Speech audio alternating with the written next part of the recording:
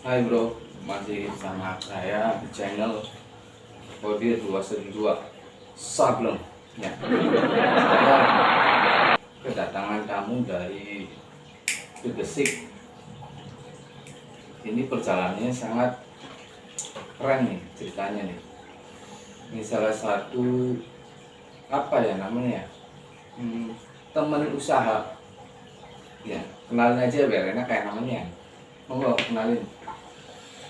Nama saya Irwan Riswandi, asli dari Gegesik Kulon, teman dari Bang Kodir yang Sableng ini, yang luar biasa, pengusaha muda ini. Beliau ini mendadak saya dipanggil ke sini untuk mengisi acara beliau, katanya untuk konten beliau yang baru merintis ya. Mudah-mudahan sukses, berhasil sampai ribuan subscribe-nya ya. Amin ya Allah. Ya, lanjut. Saya asli dari Gegesik Kulon. Pekerjaan guru olahraga sambil usaha juga, dagang beras atau jualan beli beras. Dan beliau adalah partner atau rekan usaha saya. Nih yang unik di sini, dia ini bisa merangkap usaha atau pekerjaan lah ibaratnya. Pekerjaannya itu sebetulnya apa ya? Biar orang-orang ini tahu. Ya. Pekerjaannya ya dari pagi mungkin ya, biasanya saya ngajar, Bang Kodir itu ngajar. Kadang kalau ada pesanan beras atau ada yang pesen ini buat toko gitu, saya pulang ke pabrik sambil marketing pesanan ya, pesanan beras itu langsung dikirim ke pasar. Kalau saya nggak sibuk ya saya ikut ke pasar atau ke toko. Kalau lagi sibuk ya paling suruh supir aja gitu, nganter-nganter. Kadang sampai sore, sampai maghrib, sampai malam ya, tergantung pesanan gitu. Ini pesanan beras bukan pesanan catering ya. Ini coba ceritain ya di masa-masa lalu. Itu masa lalu gimana ya? Anda itu bisa menjadi orang sukses seperti ini, bisa ngajar, bisa menjadi pengusaha. Apa itu waktunya itu nggak sibuk ya? Itu coba ceritain lah cerita masa-masa sekolahnya biar orang-orang ini bisa meniru kesuksesan Anda ini. Nah, segini sih ya, masih dibilang belum sukses banget lah, masih biasa, masih standar itu Bang Kodir. Dulu saya juga di luar angan-angannya jadi guru, jadi pengusaha gitu ya. Tapi di dalam benak saya itu gimana caranya saya supaya bisa membanggakan orang tua gitu. Jadi kebetulan orang tua kan punya pabrik gitu Bang Kodir. Jadi saya ya siapa lagi gitu yang harus menerusin gitu. Nah, adapun guru itu di luar ekspektasi atau di luar dugaan gitu, karena dulu juga saya sama Bang Kodir nih, sekolahnya tuh merung atau nakal gitu, kadang suka bolos, suka tawuran atau apa gitu. Tapi tetap yang namanya sekolah itu nomor satu. Nah, waktu keluar SMA saya itu sempat ditawari suruh daftar polisi, kalau kata bapak sih itu daftar polisi. Mungkin bapak juga pernah cerita ke Bang Kodir dulu tuh daftar polisi. Cuman saya sendiri nggak mau, waktu itu pengen kuliah dan saya ambil kuliahnya jurusan olahraga. Dan alhamdulillah lulus dari kuliah itu saya langsung ngajar honor. Waktu itu pertama itu di SMA Negeri 1 Gegesik dari tahun 2011 sampai 2015. Setelah itu tahun 2015 sampai 16, waktu itu di SMA Gegesik saya juga sambil nyabang di SMK PUI sampai saat ini nih, SMK PUI Gegesik dari 2012 sampai sekarang. Nah, terus tahun 2015 saya juga nyabang 3 sekolah waktu itu, SMA Negeri 1 Gegesik, Hebat ini. cabang 3 itu. Bisa mengontrol waktu ini kayak gini nih. Yang lain mungkin kayaknya agak susah. Saya juga kalau mengontrol waktu agak susah. Ini tanda-tanda orang hebat. Berarti intinya itu sekolah itu nomor satu. Walaupun Anda itu nakal, suka bolos, apal ya, tapi itu sekolah tuh, nomor satu. Itu punya ijazah, itu bisa sekolah. Nah, ijazah itu yang penting. Bang Udin punya jasa Saya punya ijazah. apa? Teka. Ada ijazah pesantren kilat, ada ijazah SD, SMP, SMA. Walaupun sekolahnya itu ya begitulah, Iya. tapi kan saya punya prinsip. Nah, gimana caranya menjadi orang sukses? Nah, kebanyakan orang itu ya mikirnya itu harus langsung sukses, Iya. bukan cara prosesnya itu. Nah, kalau menurut saya itu yang paling berharga itu prosesnya, Betul. bukan suksesnya. Iya. Itu gimana tuh? Yang saya mau tahu nih ya. Sekarang katanya kan Anda itu sudah diterima menjadi PNS ya. Ya, alhamdulillah P3K. PNS ya. Ntar itu kalau nggak salah kapan tuh ngajar di SMA Negeri 1 harus nyambungnya itu. Ya, jadi tadi kembali lagi ya cerita waktu pengalaman ngajar di SMA Negeri 1 Gresik, di SMK PUI Gresik sampai sekarang, terus di SMP 3 Palimanan sempat 1 tahun itu. Nah, cuman waktu itu pas 3 sekolah itu mungkin kecapean ya Bang Udin, jadi drop, saya itu sakit 1 bulan.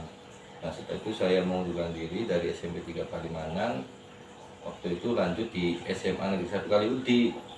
Jadi nyabangnya SMK PUI Gresik sama SMA Negeri 1 Kaliudi. Nah, di SMA Negeri 1 Kaliudi saya itu 2 tahun dan waktu itu disuruh fokus sama kepala sekolah SMK PUI-nya di satu sekolah aja. Ya, jadi saya memilih fokus di satu sekolah dan alhamdulillah kemarin tes P3K saya lulus keterima di SMA Negeri 1 Arjawinangun. Dan insya Allah tugas nanti mulai bulan Maret tahun 2022 saya dinasnya di SMA Negeri 1 Arjawinangun dekat dengan Makodir nanti. Ya. Ini nih yang namanya proses nih. Dari sekolah 1 ke sekolah 2 ke sekolah 3 sampai sekolah-sekolah lainnya, mencoba untuk mengatur waktu sampai drop, tapi akhirnya dia bangun lagi bisa. Nah, ini saya salut nih sama orang kayak gini nih. Kebanyakan orang itu kalau udah drop atau apa ya, ya udah nggak mau bangkit lagi, kebanyakan. Nah, ya. Terus gimana nih prinsipnya Mas Iwan ini bisa sukses kayak gini nih? Prinsipnya nih. Jadi yang orang tua ya, pesanan bapak orang tua itu selalu menanamkan agar jujur nomor 1 dulu, kalau nomor 1 jujur. Oh iya, penting. Iya, dimanapun kamu berada, pokoknya kamu harus jujur, mau di dalam hal pekerjaan atau usaha itu harus tanamin sikap jujur. Yang kedua, ulet dan pantang menyerah. Saya lulus SMA itu daftar kuliah itu nggak langsung lulus Bang Udin. Jadi tes pertama itu di UPI ya, di UPI Bandung itu gagal lulus, itu gagal 1 tahun nganggur, pondang-mandingnya ikut bantu orang tua. Pas tahun kedua baru keterima. Nah, terus pas saya terjun usaha itu belum lama, paling 2 tahun kurang lah Usaha berhasil ya, ya. 2 tahun kurang. Dan alhamdulillah saya tekuni, saya jalani dan nikmat itu, enjoy gitu ya. Yang penting bisa bagi waktu lah dengan ngajar. Hebat, bisa ngajar di sekolah kan, sambil cari sampingan buat nambah-nambah jajan. Biar dapurnya ngebul. Dapurnya biar istri ya tambah sayang. Iya. Ya enggak? Ini Mas Bro, saya mau apa lagi ya? Susah soal ini.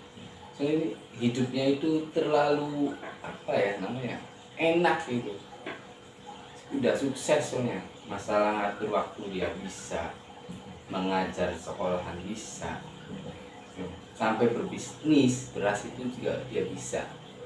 Nah, tapi itu katanya itu pernah kabar-kabar itu ada Menteri Pertanian apa tuh di Gesik tuh, Anda itu terpilih katanya. Oh iya. Jadi dari itu apa program dari Menteri Pertanian itu Taruna Tani. Taruna Tani itu jadi supaya menggerakkan para pemuda agar tidak malu lagi untuk jadi petani gitu Bang Udin. Dan kemarin oleh Ibu Camat, alhamdulillah saya dijadikan ketua Taruna Tani Kecamatan Gresik itu, supaya mengajak para pemuda agar bisa bercocok tanam atau nggak malu lah belepotan di sawah nyangkul atau apa gitu. Zaman sekarang kan pada gengsi, wah kerjaannya apa petani gitu. Nah kan supaya dirubah image kayak gitu tuh, petani tuh pede, harus petani itu harus apa milenial lah, petani milenial gitu. Soalnya banyak kan sekarang itu anak muda itu gengsinya yang gede. Iya. Gengsinya itu, nah kadang ya orang bukan anak muda ya, tapi hampir semua orang itu kalah sama gengsinya itu, hampir. Ya, bukan menuduh kemungkinan salah satu orang ke orang, tapi semua orang itu ya hampir kalah sama gengsi. Nah, saya dulu juga pernah ngerasa itu kalah sama gengsi. Rasanya itu ya, wah kalau teman punya ini, aku harus punya kayak gini. Orang ini bisa kayak gini, saya harus bisa kayak gini. Akhirnya saya itu kacau. Nah, tapi seiringnya berjalannya waktu, akhirnya saya itu sadar. Nah itu gengsi itu tidak penting. Ya bukan tidak penting sih, ada pentingnya. Tapi ya menurut saya gitu. Ini salah satu orang ini hebat, bisa terpilih menjadi apa? Taruna Tani. Nah, ini kan beliau ini masih muda, bukan udah tua, masih muda. Ya, Perjaka agak gila. Iya, maklum lah, udah my best friend. Iya. Ya, biasa ini orangnya. ya Bang Udin juga hebat, dulu kan di Lembah Hitam tuh Bang Udin tuh anak pang ya katanya tuh, Iya. sempat terjerat narkoba juga tapi bisa 360 derajat berubah itu setelah inilah perjalanan waktu. Berjalannya waktu. Tapi kan itu awalnya itu saya itu bisa berubah kayak gini. Awal itu nggak ada niatan. Awal itu nggak ada niatan saya berubah kayak gini. Tapi akhirnya nemu jalannya, akhirnya berubah. Ntar lah masalah itu saya bahas yang lain. Bahas yang apa ya? Waktu lain lah. Sejarah Bang Kodir Makanya di subscribe itu channel saya tuh ya, subscribe, like, komen, bunyikan lonceng, pokoknya. Ini beliau ini ya, ini aslinya ini enjoy. Tapi kalau masalah pelajaran di sekolah itu dia benar-benar mengajar, benar-benar orang. Dia itu selalu mengajar. Kalau saya pernah dengar ini, dia itu merangkul anak-anak yang nakal atau berung-berung lah, ya, kalau bahasa sininya itu. Nah, gimana cara merangkul anak-anak yang nakal itu, Mas? ya. Jadi mungkin dari pengalamannya Bang Kodir dulu, saya juga karena sempat merasakan seperti murid-murid saya gitu, berada di bangku sekolah gitu. Kadang perasaan tuh jenuh di pelajaran, terus kadang pengen keluar, pengen main atau apa itu, tapi saya perlihatin masing-masing anak kan mempunyai karakter berbeda-beda ya Bang Kodir. Iya, pasti. Jadi tidak bisa kita harus semua itu dalam satu kelas atau satu sekolah tuh. Kita harus mengerti, oh si anak ini kayaknya kayak gini. Kita tuh tegas tapi dengan halus tegasnya tuh. Tidak pakai kekerasan atau ditempelin atau apa itu. Ya. Alhamdulillah sampai sekarang saya belum pernah nempelin murid atau apa. Paling saya hukum tuh, kalau hukum siswa itu paling push up, lari kayak gitu. Tapi sambil selain itu juga melakukan pendekatan. Makanya anak-anak itu kadang main ke rumah di luar jam sekolah tuh, malam main ke rumah, sekedar seri nongkrong apa di rumah. Saya anggap mereka itu adik saya gitu. Jadi di luar sekolah kita kayak teman, tapi di dalam sekolah kita ya antara guru sama murid, profesional. Ini nih salah satu guru yang mungkin menurut saya itu patut dicontoh. Soalnya kebanyakan ya kebanyakan lagi sih saya itu ya waktu sekolah itu guru itu ya menuntut itu harus A ya harus A itu. Nah jadi kalau itu banyak saya pernah di sekolah itu ditempelan itu pernah tapi ya saya nggak mau sebutin lah namanya. Nama Itu gurunya. iya, itu juga karena beliau juga saya bisa kayak gini lah, bisa sukses kayak gini ya, alhamdulillah pun sukses sih, masih merintis berkat beliau yang pernah jadi guru saya itu, tapi ya saya bisa jadi kayak gini. Nah itu masalahnya Betul. saya nih ya sok silang rokok biar enak ya, enjoy gitu, relax. Nah tapi yang masih anak kecil apa ya, jangan rokok lah. Oh, iya. Kalau belum punya pendapatan, soalnya apa ya, kalau belum punya pendapatan kita rokok itu sebenarnya imbasnya itu minta orang tua. Nah, orang tua aja udah susah mencari nafkah untuk kita, marah kita uang buat rokok lah apalah ya. Tadinya bicaranya terlalu aduh barbar gitu ya. Ya dulu Bang Fadil waktu SMA mungkin udah pernah ngerasain yang namanya rokok ya. Ya udah, saya dari SMP. SMP. Rokok itu dari SMP. Dari SMP. Ngumpet tapi ngumpet sama orang tua. Kalau ngumpet itu dari SD. Dari SD kelas 6 itu saya ngumpet. Nah, akhirnya ketahuan juga pas SMA itu, apa SMP itu. Akhirnya saya biasain ya itu nggak baik lah, menurut saya itu nggak baik ya. Jadi contoh ya. Sangat contoh merokok depan orang tua itu ya menurut saya itu kurang sopan. Tapi saya itu pernah kayak gitu ya, namanya juga masa lalu lah. Kita itu sebagai manusia harus bisa memperbaiki, gak mungkin lah selamanya kita itu kayak gini ya, sopan apa ya, harus contoh untuk guru-guru yang lain. Itu jangan terlalu memaksakan kehendak dirinya sendiri ya, Iya. intinya itu egois lah. Harus apa namanya, orang itu punya prinsip beda-beda soalnya ya Mas Irwan. Iya. Sebagai murid itu Iya. ya ada yang nakal, ada yang gampang diatur ya, yang nakalnya ada kayak gini ya nakal. Iya. Ada yang gampang diatur, suruh gini yang mau. Nah, itu sistem pelajaran nih, saya mau bahas sistem pelajaran. Ini sistem pelajaran di Mas Iwan waktu di sana itu olahraga sistemnya itu gimana sih? Ya, jadi untuk olahraga kan ada dua aspek, ada materi sama ada praktek. Nah biasanya untuk para siswa itu lebih suka ke praktek, model praktek ya, langsung praktek di lapangan gitu. Karena mungkin kalau di dalam kelas kan siswa itu udah jenuh dengan pelajaran yang lainnya kayak modelnya matematik, fisika, segala macam. Nah jadi kebanyakan ya pelajaran olahraga ini yang dinanti-nanti oleh siswa itu, karena kan satu ya di luar mereka juga ceria, bebas untuk melakukan aktivitas. Jadi ya kalau pelajaran olahraga terus tidak ada guru, kayaknya siswa itu apa ya, kayak kesel, bisa dibilang kesel karena apa? Wah, pelajaran olahraga yang mereka nanti coba aja tanya ke anak-anak, pelajaran apa yang enjoy, yang kayak pasti jawabnya olahraga. Oke, saya juga Setuju nggak? Setuju. Kayak itu aku plong kalau pelajaran olahraga tuh merdeka gitu. Saya juga yang dinanti itu praktek renang gitu. Gitu ya, padahal saya bisa nih. Yang dinantikan tuh apa nih yang dinanti-nanti itu? Yang dinantikan itu kan kita keluar ke tempat pariwisata ini ya, enjoy lah sama temen-temen gitu.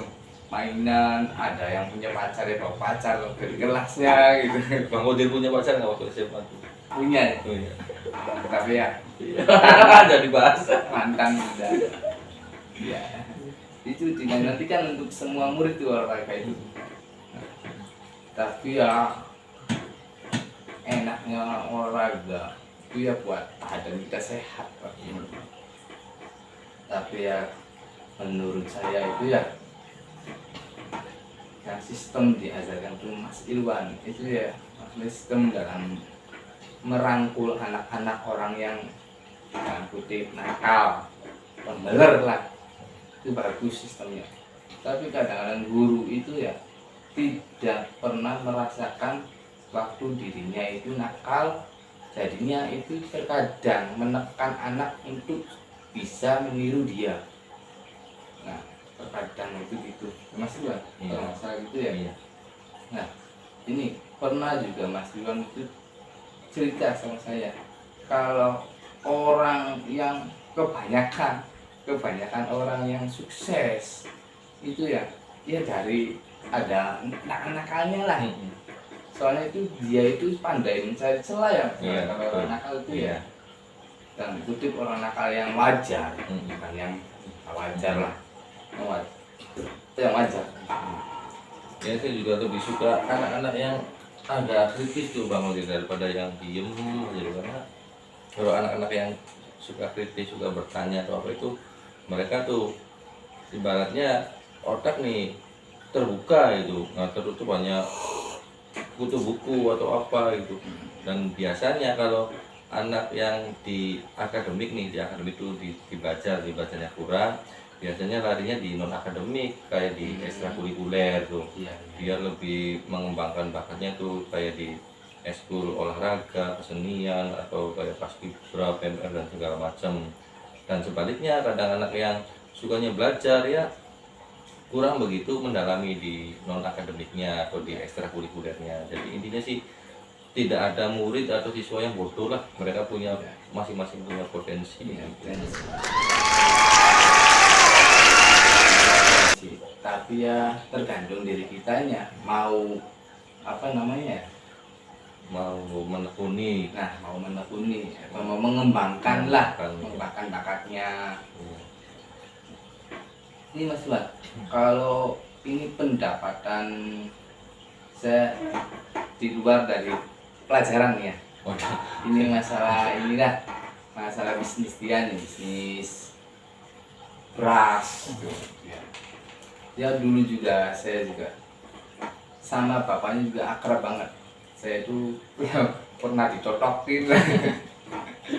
Iya, citang kalau bahasa Inggrisnya itu. Ya, sama Pak Haji ini. Saya akrab dong. Ya udah dianggap sama apa ya? Kayak saya anggap itu ayah sendiri. Ya, ini usaha ini tinggal lanjutin lah bahasanya, Ya. lanjutin punya bapak.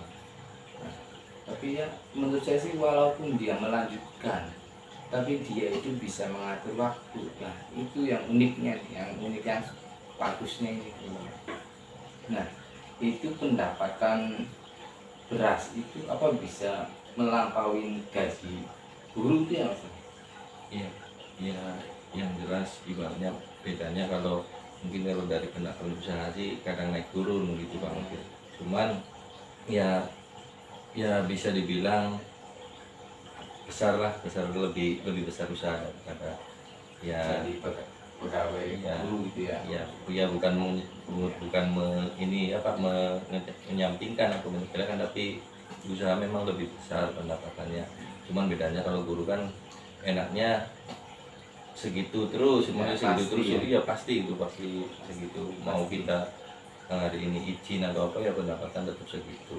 Tapi kan kalau orang yang ibaratnya gede usaha itu, kalau kita nggak usaha dia nggak dapat duit itu ya. Iya. Kalau pegawai negeri itu ya enaknya gitu, walaupun dia izin sakit apa ya tetap itu dapat duit ya. Iya. Kalau pegawai negeri itu enaknya gitu. Nah, ya teman-teman tinggal pilih lah, mau jadi pengusaha atau mau jadi pegawai negeri, ya teman-teman yang nentuin lah ya. Itu ini ada yang mau diceritakan lagi tentang Anda Mas Iwan, Ya, yang mungkin menarik gitu? ya pengalaman pas apa waktu zaman dulu ya, waktu masa-masa kuliah atau masa-masa sekolah gitu.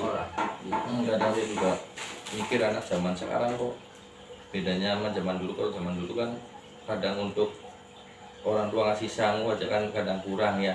Kalau zaman sekarang kan iya, anak tuh dikasih sangu, dikasih fasilitas motor apa, tapi kok sekolahnya kadang lu pada males-malesan gitu. Bedanya tuh kalau zaman dulu kan, wah jadi semangat sekolah tuh tinggi dari anak-anak tuh. Kadang walaupun nggak dikasih uang saku juga tetap berangkat kan kalau anak zaman dulu tuh. Kalau zaman sekarang dikasih saku, dikasih fasilitas motor gitu, tapi ya kadang lu membar itu sekolahnya kemana belum ya itulah ibaratnya bedanya mungkin. Kalau menurut saya sih itu gara-gara masalah dimanjakan gitu kayaknya sih, gagal dimanjakan. Ya mungkin gara-gara itu ya, Ya terlalu memanjakan anak. memancingkan bisa Fasilitas ya. iya, tapi nomor satu yang sangat menentukan itu pergaulan kan itu. Pergaulan zaman sekarang lu ngeri lah pokoknya, Ngeri ya. sangat beda dengan zaman dulu. Kalau nakalnya zaman dulu yaitu paling sekolah itu ya tawuran, bolos. Tapi kalau sekarang pacaran, digelap-gelapan, ya kayak lagu tuh dihamil duluan, gitu ya banyak lah itu ya mas. Sekolah itu soalnya apa? Terkadang ya bukan terkadang sih, orang tua itu kurang mengontrol anaknya. Terkadang itu orang tua itu kurang mengontrol anaknya, atau anaknya itu yang nggak mau dikontrol itu biasanya sih. Ya sudah. Mungkin ada yang mau diceritakan lagi nih. Ya pokoknya buat pesen aja, mungkin pesen buat generasi muda yang Muda ya. anak zaman sekarang itu ya, ya silakan kalian bergaul atau kenakalan remaja itu mungkin di usia-usia kayak SMA SMK itu lagi waya-waya lah. Nah yang penting iya kalian jangan tinggalkan bangku sekolah lah, intinya jangan melupakan sekolah. Kalau bisa terus bisa lanjut ke jenjang kuliah, karena untuk meniti karir kalian juga, karena gimana pun yang namanya ilmu itu ya bakal sampai kalian ya bisa katanya bisa sampai ke akhirat ya Bang Mobil. Ilmu itu tidak ada batasnya ya. Sampai sekarang saya walaupun udah jadi guru juga tetap mencari ilmu, nyari pengalaman. Saya juga masih banyak belajar dari orang-orang yang lebih senior dari saya gitu. Pokoknya sekolah nomor satu. Terus kalau kalian mau jadi pengusaha ya itu modalnya jujur sama ulet. Udah, masalah modal atau apa sih nomor berapa itu ya nggak Bang Mobil. Yang penting jujur, ulet, insya Allah kalian bisa sukses. Ya, soalnya zaman sekarang itu ya beda sama zaman dulu. Kalau zaman dulu itu jasa SD, jasa SMP itu ya masih berguna. Kalau sekarang SMA aja udah susah cari kerja, itu susah. Minimal ya SS lah atau STR, nggak tahu juga. Saya juga pernah tawarin kuliah, tapi saya nggak mau, nggak mau saya. Soalnya apa? Saya SMA aja udah kayak gini, tapi saya nggak mau, apalagi kuliah, ya enggak. Tuh. Tapi akhirnya ini saya nyesel nggak mau kuliah, itu saya jujur nyesel. Padahal orang tua itu mampu biayain sekolah. Lah, andai kata takdir ini ya bisa diputar gitu ya. Saya itu mau kuliah. Nah, kan saya mungkin jadi polisi apa jadi pegawai negeri itu ya udah mungkin agak susah. Soalnya pas saya mempunyai ya gambar gitu. Gambar kartun ya. Jadi kan nggak bisa jadi polisi gitu, nggak bisa. Ya nggak bisa jadi polisi, misalnya nembak orang dor gitu nggak bisa. Udah. Bisa. Ya mungkin saya paling mikirnya itu mungkin saya jadi guru. Tapi ya yang namanya waktu udah berlalu. Ibarat udah jadi bubur, tinggal dikasih kuah sama kecap makan. Ibaratnya jalanin aja lah hidup ini, jalanin aja. Yang penting itu ya prinsip itu ya harus dipersatukan gitu di sini. Nah, ini prinsip Mas Irwan ini menjadi orang sukses kayak gini itu dari gimana prinsipnya ini? Ya pokoknya itu yang saya tanemin ke keluarga saya juga ya, anak-anakku. Mata uang yang berlaku dimanapun kalian berada adalah kejujuran. Bukannya pada dasarnya kejujuran adalah mata uang yang berlaku dimanapun kalian berada. Mau di tempat manapun lah, pokoknya yang penting jujur, kita jujur. Itu aja yang saya tanemin ke anak-anak. Jadi intinya itu orang itu harus jujur biar dapat kepercayaan orang lain. Nah gitu. Mungkin cukup ya Mas di sini ya. Ya. Ya, waktu sudah malam. Ya, udah ibu negara ini ngebelin terus sih. Masih Ibu lama negaranya. aja. Ibu negaranya takut bawa orang lain, maklum. Iya maklum, emang maklum gitu kalau orang yang udah sukses itu banyak manusia yang dekat. Tapi jangan takut, ya. Makanya orang itu ya, cobalah kita sukses. Jangan mikirin untuk gimana cewek cantik, gimana. Yang penting itu kita sukses dulu, baru orang-orang itu datang. Nah kalau kita enggak sukses, ya teman-teman yang kita dekat aja gitu ya. Siapa sih dia? Gitu. Kalau kita dulu kita sering membantu dia, sering apa, tapi akhirnya saya jatuh, akhirnya dia pergi. Ada yang gitu banyak yang mungkin ya cukup sampai di sini di channel saya ini. Mungkin ada kata-kata saya yang kurang sopan atau yang gimana lah menyinggung seseorang atau apa ya, ya saya mohon maaf ya. Cukup sampai di sini. Isi kodir 212 Sableng ya. Jangan lupa ajak lalen, subscribe, like, komen, bunyikan lonceng. Oke, makasih. Matur suwun. Ya.